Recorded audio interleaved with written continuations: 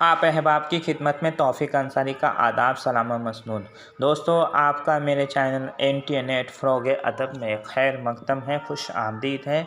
आज मैं आपके सामने आपकी खिदमत में West Bengal TET examination 2022 date of examination 11 दिसंबर 2022, सब्जेक्ट उर्दू के तमाम मुमकिन सवालात जवाबात लेकर हाजिर हूँ। पार्ट 9, ये पार्ट 9 है। उसके बाद पार्ट 10, उसके बाद मैं इंग्लिश का जो है सीरीज़ शुरू करूँगा। तो आइए बिना देर किए शुरुआत करते हैं। Let's start now. पहला सवाल आपके स्क्रीन पर ये रहा, दिल्ली कॉलेज की बुनियाद किस सन में डाली गई?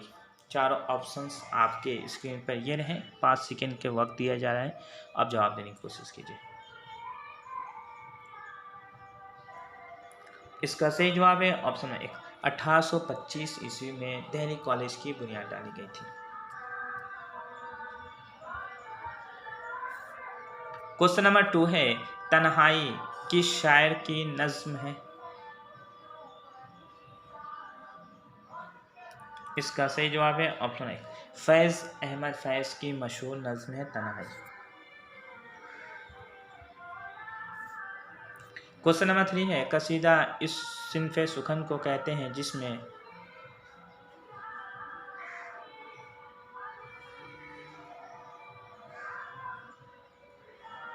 इसका सही जवाब है ऑप्शन नंबर 4, जिसमें किसी की भी तारीफ की गई हो उसे कसीदा कहते हैं।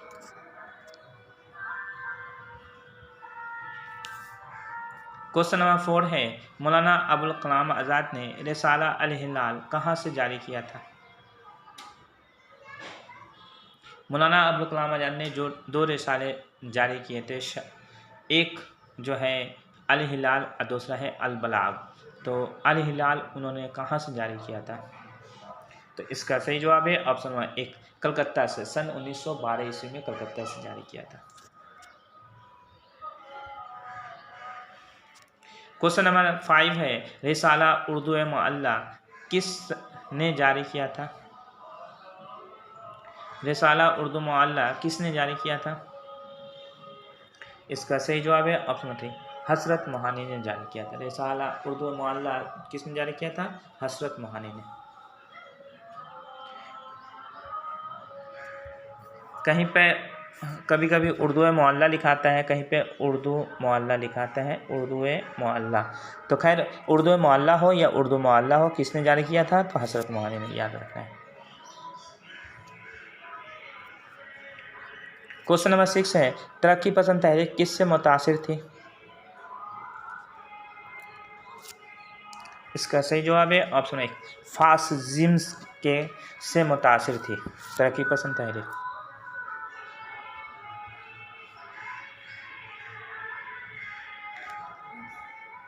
क्वेश्चन नंबर 7 है, जेल में से किसका ताल्लुक अलीगढ़ तहरीक से नहीं है?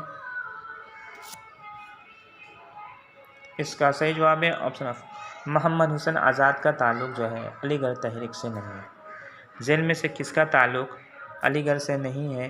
तो मोहम्मद हुसैन आज़ाद का ताल्लुक जो है अलीगढ़ से नहीं था।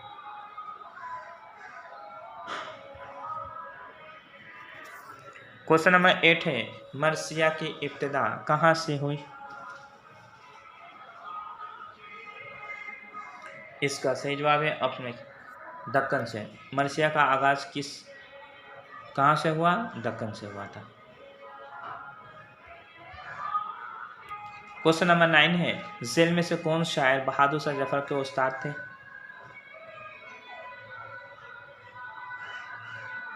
इसका सही जवाब है ऑप्शन 4, मिर्ज़ा गालिब जो है ये बहादुर शाह जफर के उस्ताद थे।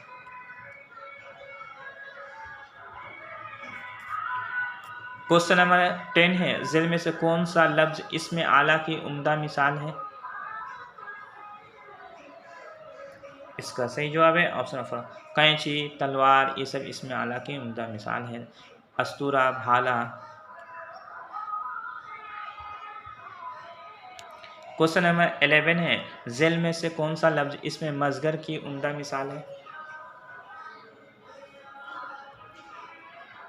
इसका सही जवाब है ऑप्शन 3, किताबचा जो है इसमें मज़गर की उम्दा मिसाल है। इसमें मज़गर कहते हैं जो किसी भी बड़ी चीज़ को छोटी करके दिखाया जाए उसको इसमें मगर। किताब से बना है किताबचा, तो ये छोटी है इसलिए इसको इसमें मगर कहेंगे।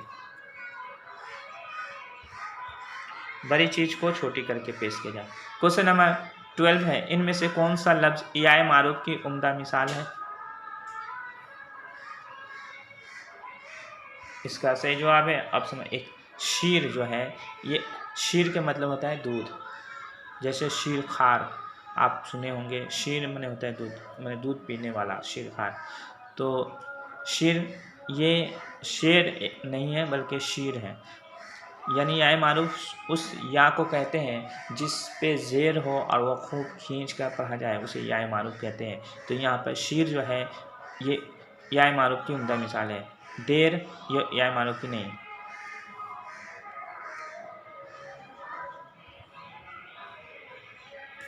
क्वेश्चन नंबर 13 है, ज़ेल में से कौन सा लफ्ज़ इसमें ज़र्फ़ की उम्दा मिसाल है? इसका सही जवाब है ऑप्शन 1 सुबह जो है इसमें ज़र्फ़ की उम्दा मिसाल है। इसमें ज़र्फ़ कहते हैं जिसमें जगह वक्त का इल्म हो, उसे कहते हैं इसमें ज़र्फ़। साअत लम्हा इन सब का जो इल्म होता है, जगह का मकाम का इल्म होता है, उसे इसमें ज़र्फ़ कहते हैं। इसमें ज़र्फ़ की दो किस्में होती है, एक है ज़र्फ़ ज़मा, एक है ज़र्फ़ मकान। ज़र्फ़ ज़मा जहाँ वक्त का इल्म हो, सुबह शाम, साअत का इल्म हो, सुबह शाम दोपहर दिन, ये सब है, इसको ज़र्फ़ ज़मा कहते हैं। और ज़र्फ़ मकान जहाँ जगह का मकाम जगह का इल्म हो, उसको जैसे मस्जिद, मंदिर, स्कूल, दरसगाह, ये सब चीज़ है, ये सब इसमें ज़र्फ़ की उम्दा मिसाल है, उसको ज़र्फ़ मकान कहते हैं।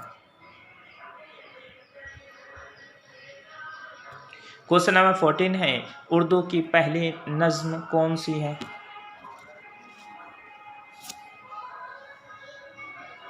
इसका सही जवाब है ऑप्शन नंबर 3 चक्की नामा। ये उर्दू की पहली नज़्म है जो दक्कन में लिखी गई। इसके खालिक का नाम है ख्वाजा बंदा नवाज़ गेसुदराज।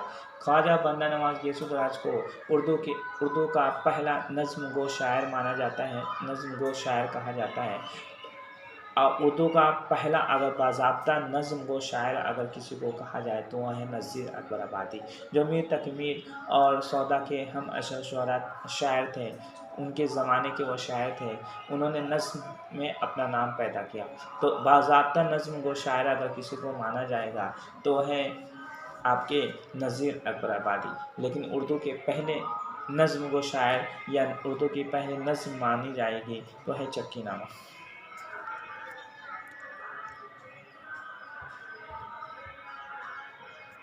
क्वेश्चन नंबर 15 है, उर्दू का पहला मरसिया कौन सा है?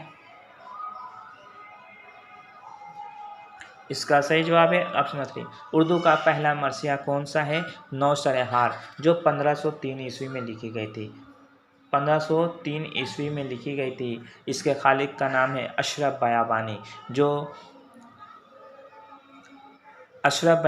जो बहमनी सल्तनत के शायर थे।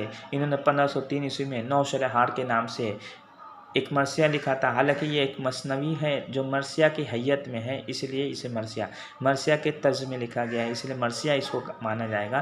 तो नौशरहार जो 1503 ईस्वी में, इसको उर्दू का पहला मरसिया कहा जाता है।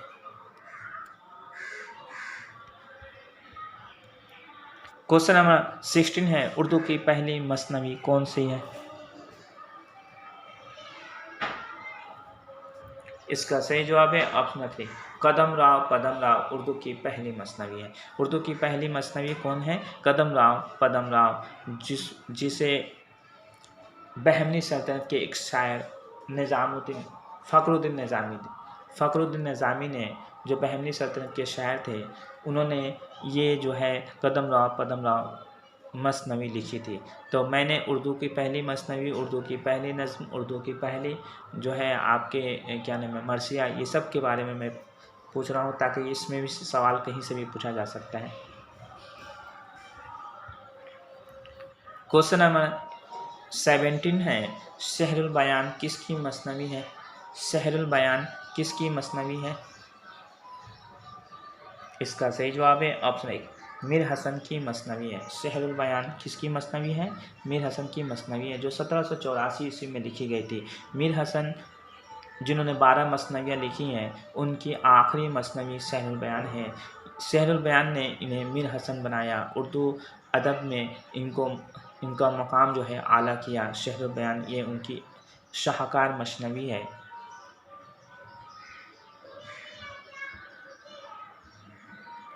क्वेश्चन नंबर 18 है, उर्दू की पहली दास्तान कौन सी है?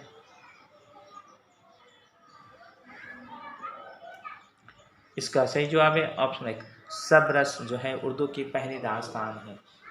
उर्दू की पहली अगर दास्तान कहा जाए तो सबरस है उर्दू की पहली, अगर तमसीली दास्तान भी कहा जाए तो वो भी सबरस है, जिससे असदुल्ला वजही ने लिखी थी ये दास्तान। ये कुतुब शाही सल्तनत की पहली दास्तान भी इसको मानी जाएगी।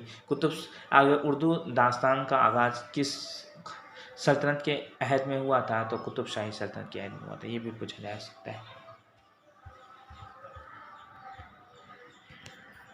क्वेश्चन नंबर 19 है, दास्तान सबरस किसकी तसनीफ़ है?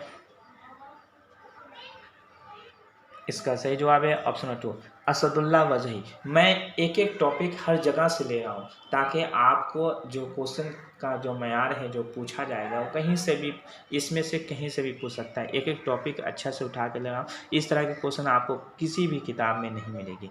तो दास्तान सबरस किसकी तसनीफ़ है? तो ये सही, इसका सही जवाब है असदुल्ला वजही की तसनीफ़ है।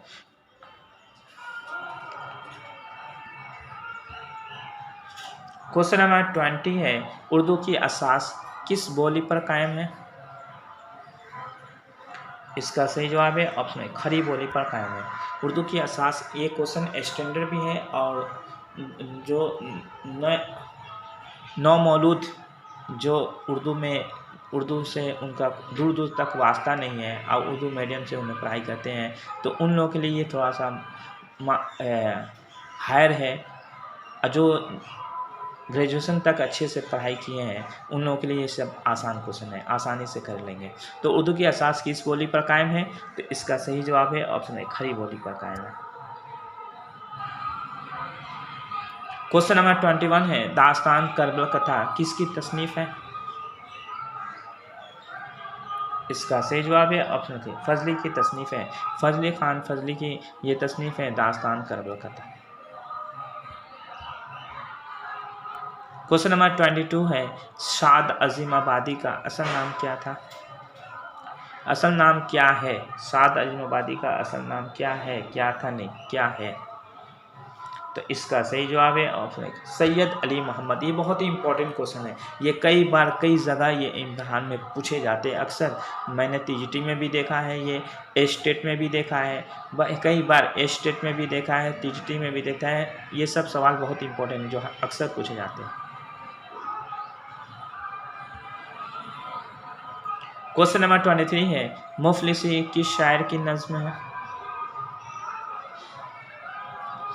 इसका सही जवाब है ऑप्शन 1, नसीर अकबराबादी की नज़्म है। मुफलिसी किसकी नज़्म है? तो नसीर अकबराबादी की नज़्म है। क्वेश्चन नंबर 24 है, इतनी बात हर शख्स जानता है कि हमारी ज़बान ब्रज भाषा से निकली है। इतनी बात हर शख्स जानता है कि हमारी ज़बान जो है ब्रज भाषा से निकली है। तो ये किसका कौल है? इसका सही जवाब है ऑप्शन 1, मोहम्मद हुसैन आज़ाद का ये कॉल है। ये कॉल जो है बहुत ही इम्पोर्टेंट है, ये भी कई बार इम्तहान में पूछा गया है। क्वेश्चन नंबर 25 है, झेल में से कौन सा लफ्ज़ इसमें कैफियत की उम्दा मिसाल है? इसका सही जवाब है ऑप्शन 1, खुशी।